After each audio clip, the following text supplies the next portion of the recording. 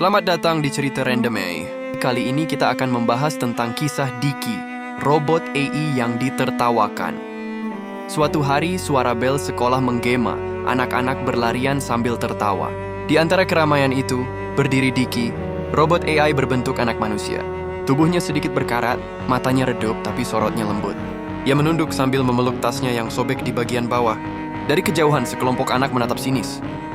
Itu anak besi tuh. Hati-hati, nanti kesetrum. Ejek Randy sambil menendang tas Diki hingga terjatuh. Anak-anak lain tertawa. Suara mereka memantul di dinding sekolah. Diki hanya diam, bibir logamnya bergetar. Aku juga cuma mau belajar, ucapnya pelan. Tapi tak ada yang mendengar. Di rumah, ayah Diki yang juga robot bekerja sebagai tukang ojek. Setiap hari ia berangkat pagi, pulang malam, tapi tak selalu dapat penumpang. Malam itu ia pulang dengan kepala tertunduk. Bensin motornya tinggal sedikit. Cuma satu penumpang, tapi kabur nggak bayar, katanya lirih. Ibu Diki, robot perempuan dengan tubuh ringkih, menatap suaminya sambil menyembunyikan tangan yang lecet karena mencuci pakaian di rumah orang. Yang penting kita masih bisa makan malam, Pak, katanya lembut, menepuk bahunya. Tapi Diki diam saja, menatap wajah orang tuanya yang lelah. Di dalam pikirannya, ia bertanya, kenapa dunia ini kejam sama keluarga seperti mereka? Keesokan harinya di sekolah, Randy dan teman-temannya kembali mengerjai Diki. Kali ini mereka menyembunyikan kabel dayanya. Wah, kasihan robotnya lobat, teriak seorang anak sambil tertawa. Diki terdiam, layar matanya berkedip lambat. Tiba-tiba dari balik pintu seorang guru muncul. Cukup! Kalian pikir apa yang kalian lakukan itu lucu? Semua murid terdiam. Tapi Diki menunduk lalu berkata pelan. Gak apa-apa, Bu. Mereka hanya tidak tahu rasanya, jadi aku... Kalimat itu membuat kelas hening seketika. Sore harinya, ayah Diki kembali mencari penumpang. Dia berhenti di depan sekolah sambil menatap Diki dari jauh. Hujan turun deras. Diki berjalan pulang sendirian, air hujan menetes dari pipi besinya. Di tikungan, ia melihat ayahnya mendorong motor yang mogok. Diki berlari membantu. Bapak kenapa nggak perbaikin aja? Tanyanya, ayahnya tersenyum lemah. Bapak lebih suka bantu orang duluan, baru pikirin diri sendiri. Diki terdiam, lalu menatap ke langit. Tiba-tiba, seorang lelaki berjas datang menghampiri ayah Diki. Pak, saya butuh ojek cepat ke terminal, nanti saya bayar 2 kali lipat. Ayah Diki setuju, tapi setelah sampai di tujuan, lelaki itu malah kabur.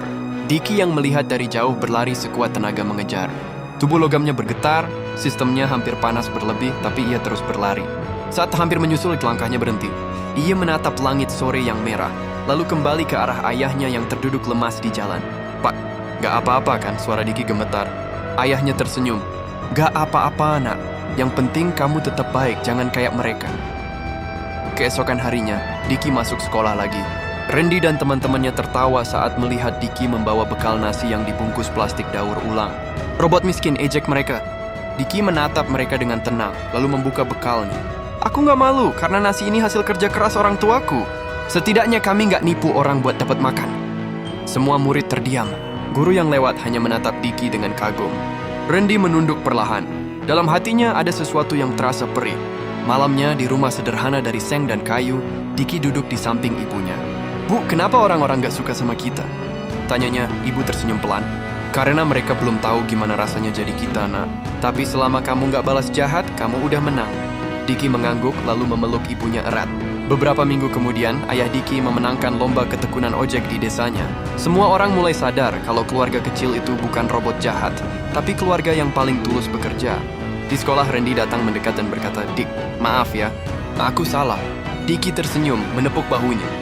Gak apa-apa, aku udah lupain. Namun di balik matanya yang biru lembut, tersimpan luka yang tak akan hilang. Jangan pernah menilai seseorang dari luar.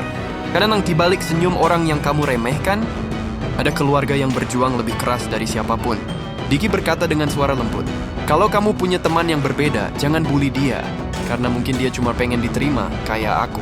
Hal yang bisa kita ambil dari cerita tersebut adalah hargai orang lain, karena kita tak pernah tahu betapa kerasnya hidup yang mereka jalani. Jadi jangan lupa subscribe biar gak ketinggalan kisah-kisah selanjutnya.